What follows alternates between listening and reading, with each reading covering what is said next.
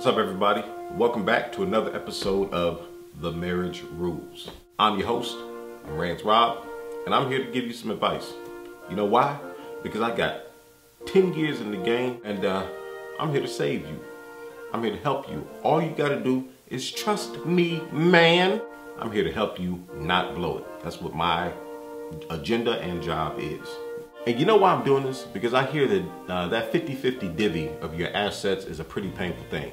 Now, I don't have no experience with that, but I heard about it. I heard it's pretty painful. So I don't want you to have to go through that. Today's topic is kind of like a warning, more of a cautionary tale.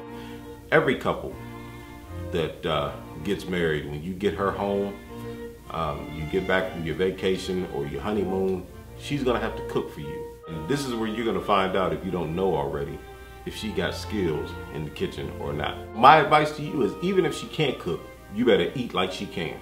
Because most likely, you did not marry a chef like Rachel Ray or Giada. You may have a future spouse that thinks that putting Chinese carryout on a paper plate is a home-cooked meal. Men, we love to eat.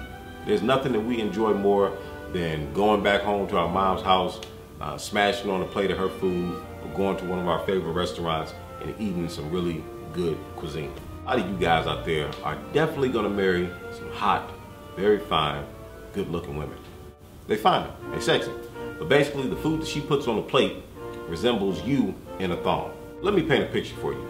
Imagine coming home from a hard day's work, close the door, you smell that aroma of what she's cooking coming off the stove. You walk to the kitchen to your newlywed, hey baby, you give her that kiss. So what we cooking?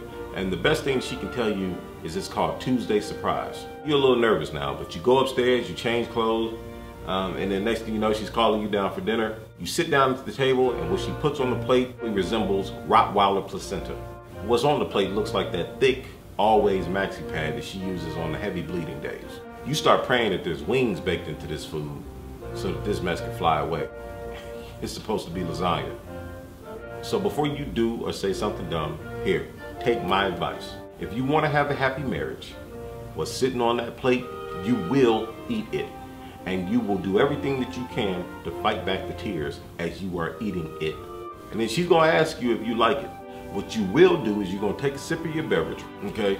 You're gonna let that food go down the throat. And then you're gonna act like you just ate a filet mignon while sitting in the bosom of Jesus while holding the winning Powerball ticket. That's what you're gonna do. That's how enthusiastic you're gonna be. Now, unfortunately, what's gonna happen after that is she's gonna continue to make really big helpings of this food. Is you're gonna have to eat those first, second, third, fourth, and fifth helpings. In the following months, you are gonna gain a lot of weight. Now, people are gonna tell you, oh wow, you must be really happy. Oh, your wife sure can cook because you sure are putting on the pounds. But we know the truth.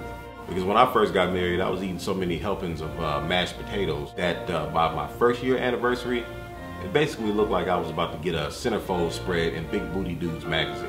Make sure that your gym membership has been renewed. Get your cardio program together. Hit the gym. Stay in the gym. Because you and your cholesterol are not safe. Now I hear what you're saying. I know what you're asking me. You're talking about. But a marriage is all about truth. It's all about honesty. And that it is. That's exactly what it is. That's why I'm telling you now. What you're doing, you're not lying. You are sparing. If you disrespect her cooking at the dinner table, then she's probably gonna pack up her vagina and go home.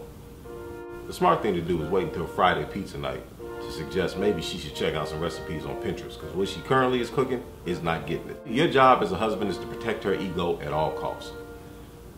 So you need to find the right moment to break it to her that she really can't cook.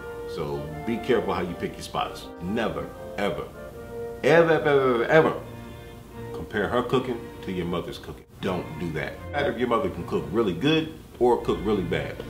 If you decide to be the dummy and tell her that this cooking is nothing like your mother's cooking, you might as well plan on being a second chance version, because it'll be a long time before you get some, because she's definitely gonna pack up the box and carry it out of there. All right, so here's an example of the only time that you need to be specifically brutally honest about your new wife's cooking.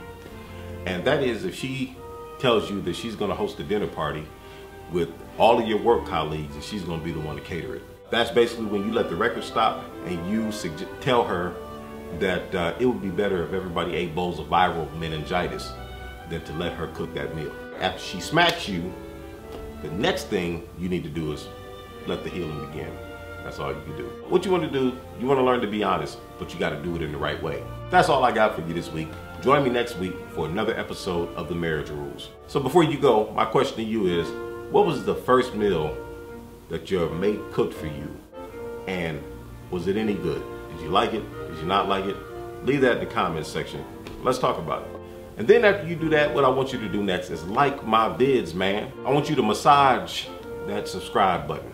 Other than that, here's the warning. I am not a marriage counselor. I'm just a dude that's been married for 10 of them things, and I know what it takes to be happy.